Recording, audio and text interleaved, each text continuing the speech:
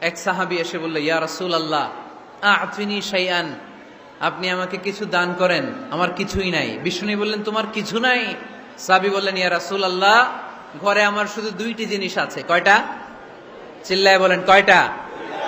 এক হচ্ছে একটা জামা, দুই হচ্ছে পানি খাওয়ার একটা জগ। বিষ্ণু বললেন, এই দুইটাই নিয়ে আসো।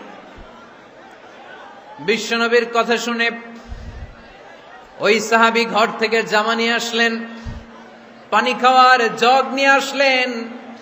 বিশ্বনবী সাল্লাল্লাহু আলাইহি ওয়াসাল্লাম ওনার মুবারক হাত দিয়ে এক হাতে জামা ধরে আরেক হাতে পানির জগটা ধরে সাহাবীদের দিকে উদ্দেশ্য করে বললেন, মাইয়াশতারি হাদাইন, এই দুইটা জিনিস কেনার মতো কে কে আছে দেখি।